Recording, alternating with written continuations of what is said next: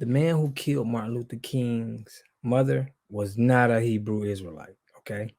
And I know some people are convinced or think that he was because we got some media outlets that want to paint a narrative. They want to paint an agenda on our people so we can see through their lens on how they want us to see things. And I'm going to point things out to you guys that's going to say that this is completely false. Okay. So I got my receipts. I'm going to show you guys everything that I did my research. I understand why they would label him and why they would change stories up. Okay. You know, I've been going at it with my cousin about this for a minute. You know, he's a firm believer in, like, you know, the media outlets. He feels like they're credible.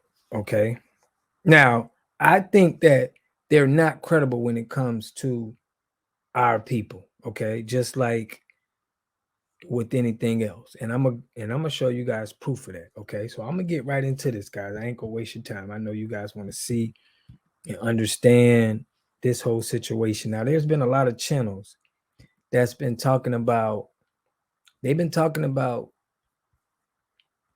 Marcus Chenault, okay, the man who killed Martin Luther King mother. All right.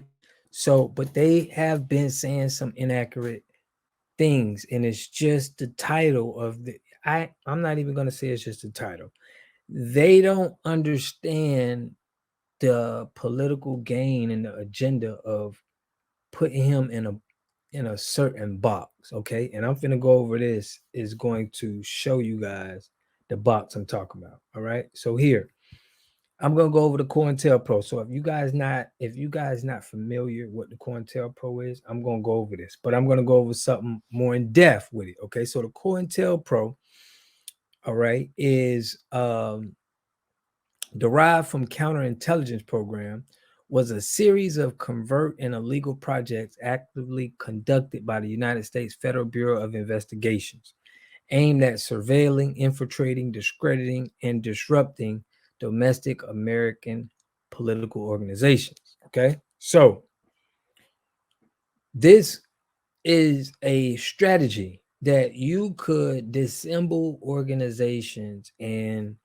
you can do certain things that won't make them credible. Okay. And now I'm bringing this up because there are a lot of people that'll say, like my cousin has said to me, he'll say that you have to look at your sources. And I'm going to explain to y'all why you can't, that's not true. Okay. So if we see here, it says FBI records show COINTELPRO resources targeted groups and individuals that FBI deemed subversive, okay, including feminist organizations, communist parties, anti-Vietnam War organizers, activists, and civil rights and Black Power movements. Example: Martin Luther King, Nation of Islam, Black Panther Party. Okay, I would throw the Hebrew Israelite movement in that as well. That's in the Black Power movements. Okay, so they didn't put that one in there, but I'm gonna put that in there. That's in the same, it's in the same realm of things. Okay. So here, what's most important, what I want to get to you guys is, it says the FBI has used covert operations against domestic political groups since the inception. However, covert operations under the official COINTELPRO label took place between 1956 and 1971. They can't, you know, it could have took place anytime. Many of the tactics used in COINTELPRO are alleged to have seen continued use, including discrediting targets through psychological warfare, smearing individuals and groups using forged documents, and by planning false reports in media. By planning false reports in media. Okay. So now that we know that, okay, I'm gonna go to the New York. No, I'm not gonna go to the New York Times. I'm gonna go to the NPR. Okay, I'm gonna go to this article, guys. So my point is showing you this is they use Black people, anybody, if it's a group, if you start a group, okay, they're going to use people in your group, or they're going to infiltrate your group with people that's going to discredit the whole situation. This is why you'll hear some people that'll say, hey man, it's an extremist part of the Hebrew Israelites, or they're an extremist part of the Black Panther Party where they'll do crazy and harmful things. There's extremist part of, Muslims. Okay. They're saying this because there's someone that is trying to discredit that whole organization. Okay. And they're using people for it. So we're going to go to this NPR article. All right. I'm going to stop and share this, guys, and I'm going to share this screen. And I'm going to show you how this works. Okay. I'm not going to read this article in its entirety. I'm just going to give y'all some points that's very important. Okay. So this article is called The CIA's Secret Quest for Mind Control. Okay. Torture, LSD, and a poisoner of chief. So during the early part of the Cold War, the CIA became convinced that the communists had discovered a drug or technique that would allow them to control human minds. In response, the CIA began its own secret program called the MK Ultra to search for mind control drug that could be weaponized against enemies. So, do y'all see this? Okay. It's saying against enemies. So, they found this way where they could gain mind control, okay, and use it against the enemies. Okay. So, that's the point of this article that I want you guys to understand. Now, they're saying that they stopped using this in 71. So, that means they could have stopped, but this information could have gotten into it could have gotten into the hands of anybody. All right. So that I let you guys know that is mind control out there that they can use as enemies on their enemies. Now I'm going to show you what the New York Times said about Marcus Chenault. Okay, because they painted this picture in a whole nother way. All right. So here, if we see the Washington Post, where is it? Here. Okay, so here's the Washington Post. Now, the Washington Post, if you hear, they said Marcus Wayne Chenault, who killed the mother of Reverend Dr. Martin Luther King Jr. at a Sunday service in Ebenezer Baptist Church in Atlanta, 1974, died Saturday at the hospital in Atlanta suburb Riverdale. He was 44. Okay, but here is where I want you guys to see what they say. All right. At his arraignment, Mr. Chenault told a magistrate that he had come to Atlanta on a mission and said that he decided months earlier that black ministers were a menace to black people and must be killed. Okay. Now, in this article, guys, they're saying that he was he claimed to be a Hebrew Israelite. Okay, they're not saying it here. I think I got to pay to get all the information on the article. But in this article, right, they were saying that he claimed to be a Hebrew Israelite. Okay.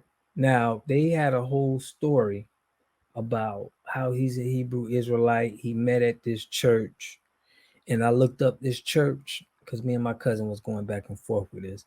I looked up this church and I couldn't find the church, right?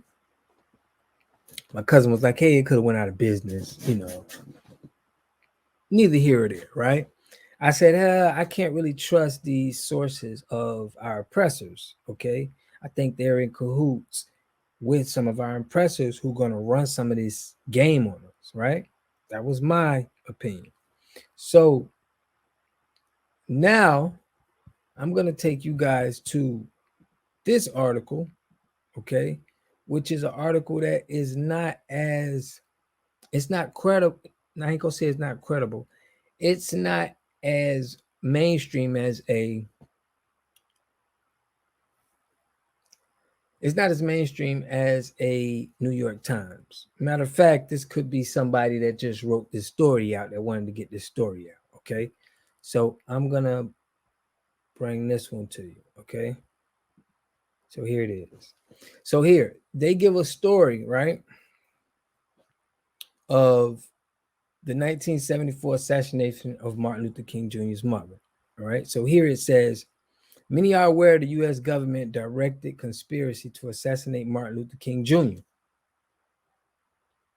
The James Earl Ray lone nut killer narrative has been thoroughly rebooted, most notably in the 1999 wrongful death lawsuit brought by the King family against Lloyd Jowers. In their verdict, the jury found that the government agencies were party to the conspiracy to murder Martin MLK Jr. Less known is that his mother likely suffered a similar violent fate at the hands of a MK Ultra mind control assassin. So the New York Times reported that, it was black people that, it was a Hebrew Israelite, black Hebrew Israelites that somehow coerced this guy who seemed crazy to killing Martin Luther King's mom, or to try to kill black people. It sounds weird, sounds crazy, but some people are going for this. Seriously, some people think that, man, that could be true. So it says here that Alberta King was shot and killed in June 30th, 1974 by 23-year-old Marcus Wayne Chenard as she sat at an organ on the Ebenezer Baptist Church during their Sunday service. He wounded 3 people, 2 of them Mrs. King and the deacon Edward Boykin, 69, fatally, according to the New York Times. So Chenard told the police that his mission was to kill Reverend Martin Luther King Sr., but he shot Mr. King instead because she was close to him. All right. So it says, interestingly, Alberta King's life was taken only a few months before James Earl J. Eventuary hearing to determine whether or not he would be granted a new trial. So this is after, you guys know that this is after Martin Luther King died. Now, it says that the FBI maintained wiretaps on the King family and SCLC for some time after MLK Jr.'s assassination. Now, guys, this is what this article is saying, but my point is, this article to me makes more sense than the New York Times. That's a bigger mainstream platform that's has more power to push a message, an agenda out there than these little guys. Okay, but let's hear it out. So the FBI maintained wiretaps on the King family and the SCLC from some time after MLK Jr.'s assassination. With the mounting evidence of the government's involvement in the killing, the guilty parties had plenty of reason to fearful of MLK Jr.'s parents going public or possibly speaking in Ray's defense. The last thing those says bastards needed was a tag team consisting of MLK Jr.'s mourning widow and his grieving mother or father, blanketing the airwaves and exposing the FBI's murderous COINTEL shenanigans. So they're saying here that the COINTELPRO shenanigans that they do, which I showed you guys in an article, they do things like this. Okay, and the media is on their side, as I showed you with the COINTELPRO. They have things in there where they say, hey, they use the media. So here it says Marcus Markey. Now, this is a story that this guy's coming up with, but it's more believable to me than what New York Times says or the mainstream media. So it says Marcus Markey, as he's called, was born quite different from his brothers and sisters. All of the Markey family members were associated with the branches of the U.S. Armed Services. Markey was too short and nearsighted to qualify for any type of military service. The senior Chenault was a long-term employee of the Atomic Energy Commission, Mounds Laboratory in Miamisburg, Ohio, 15 miles south of Dayton. The Mounds Lab was part of the S Factor Stanford Research Institute. Former SRI and AEC director / CIA / MK Ultra director John Alex McCone formed the Mounds Laboratory on approximately 360 acres in 1948. So in the New York Times, they gave an article saying that this guy went to Ohio State University. Okay. That's what their claim was. He went to Ohio State University. He dropped out. This article is saying that this guy was a part of a atomic energy commission. Okay. A laboratory. All right. So there is concrete evidence that the electronic mind control was an object of extensive study, research, and experimentation at the SRI as exposed by the Washington Post in August 7th, 1977. That's something that we can see if we can fact check. But here it says, before the assassination of Miss King and Deacon Boykin, witnesses said that Markey went through numerous personality changes.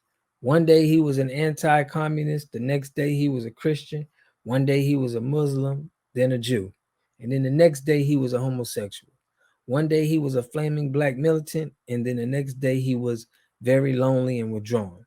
Someone was switching poor Markey off and on into entirely different and distinct personalities. Markey was a real life Mr. Jekyll and Mr. Hyde case. When he had been arrested, police asked Markey about a long scar on his skull. Markey had no recollection of the scar and where it had come from. Markey had undergone some type of unknown, remarkable, invasive brain surgery that he couldn't recall. When asked if he killed anyone, Chenault could not remember, and he responded, accepting responsibility for the homicides with unbelievable glee, joy, smiling, and he said, "I assume I did. I assume I shot someone." So here's where it gets deep, guys. During the arraignment on murder charges, Chenault referred to himself in an alter personality, a Hebrew, and gave the name of the alter to the court as a servant, Jacob. Now, why would he say his servant is Jacob? Listen to this. In court, Chenault was observed to be biting and licking his lips and clasping his hands repeatedly. When asked about the shooting, Wayne responded, "I'm a Hebrew and was sent here on a mission, and it's partially accomplished." Markey had been sent on a mission from some God packaged and pre-programmed to kill. Jacob in Hebrew is also called Israel. In the Bible, Jacob had an ongoing rivalry with his twin brother Esau. That struggle originated in the womb, leading their mother Rebecca to seek a divine oracle from which she learned that the younger Jacob would rule over his brother.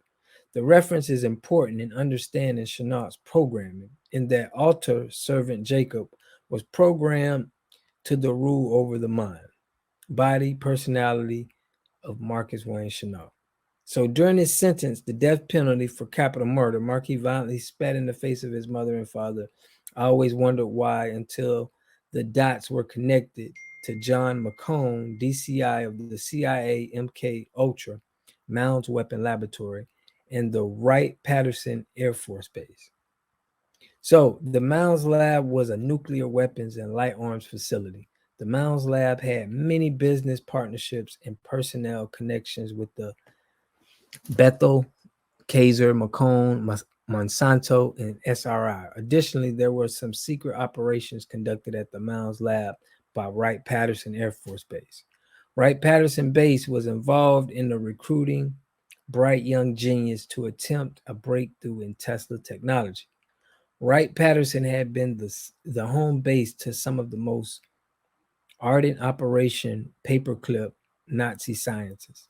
Tesla technologies involved electric magnetic frequencies mind control that the SS was interested in perfecting and exploiting. Markey had been linked to a group of black mind control assassins, the Troop, being run out of the Wright-Patterson's Air Force Base. Markey and the Troop hit list targeted most of Americans' leading black religious and spiritual leaders, straight out of COINTELPRO. So, if we look at this, right, this article is saying that it was some type of mind control game that was done. Okay. But they also claim that, he did say he was a Hebrew, but they're more saying that this was control opposition. All right. They're saying it was controlled opposition. Now, why I believe this, okay? Or I feel like this could be more true than what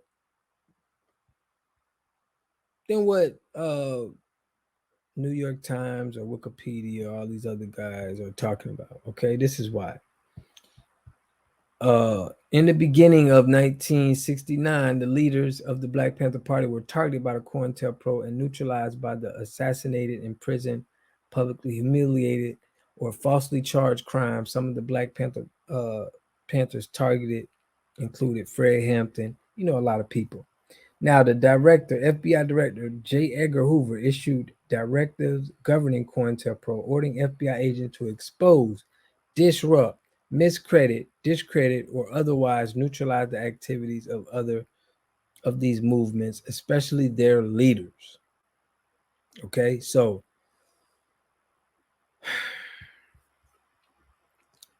that's where we get to, guys. This is where I feel that this was a setup for our people. They use our people, against us, and they have strategies that they go about doing it. Okay, they're not gonna just give you all the information and just be open with everybody with the media. Okay, they use our media, the same of our top medias that people will tell you, hey, you got to make sure it's a good source. We got to make sure we got to make sure it's our presser's source. They'll spin narratives into their agenda. Okay, so I did this just to let people know that this was controlled opposition. Okay, it wasn't if it was somebody black. I'm looking at the act. Okay, the act, what happens, it fits the COINTELPRO situation. It fits how they use our people to be enemies against us, because they're tired of them doing it, us seeing them doing it. They don't want to disguise anybody. If you see anybody have to put a hit out on somebody else, they don't want them to know they did the murder. Okay, they want to put somebody else in front. This is just more technical and it's more advanced. Okay, now this is just my opinion. I suggest you guys do your research. Okay, because I did mine. I understand the game though. Okay, and a lot of us are misrepresenting what this guy was. He was he was somebody that was controlled opposition or crazy at the least. Okay, we can't just tie one of our movements or one of things that we had going on to people that's probably controlled, because we see that they do that in all of our groups. Their goal is to break them down. Okay, so we're not going to get the right, and the media is with them. As I read you guys, their job is to get it through the media. We've had a lot of blacks that went down from the media. It was no evidence that was found on them at all, but the media gave a public opinion and it convicted them off of the media. And then later we find out that, hey, these guys didn't get it. They get released free and give some money. So I just want to keep my people aware. I just want to keep y'all aware that you have to be skeptical of the same sources. Okay, I'm not going to say the same sources that are controlled by the higher ups. We have to know that they're going to give information a certain way, and we got to be able to break it down and know what's could be real and what could be not. But we need to know that this is a strategy that's done to keep us down and to keep us not able to come together. Okay, they want us as the floor, so we don't have to, they need us there. They don't need us, having too much information, organizing things, coming together and doing some of the things that some of our ancestors died, trying to put together. So listen, guys, I hope this video really helped you. I hope I was able to explain my point across to you guys and able for you to understand that it's deeper than what they tell you. Everything is deeper than what they tell you. Okay, they're not here to give you the whole rundown.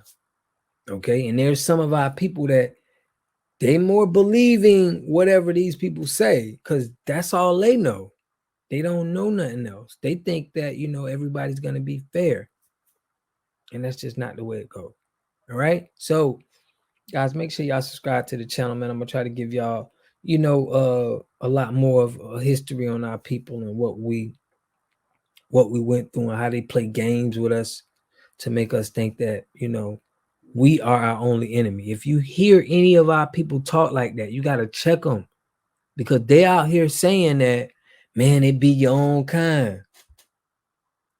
Man, it be this. Tell them, do they know about COINTELPRO? Tell them, do they know about, I mean, just simplistic. Do you know that there's people that put hits on people that they don't want to be known for doing the crime? If you can put this together, then you won't say stupid stuff like that. That don't make sense. All right. So I catch y'all guys in the next video. Hope y'all enjoyed it. Peace.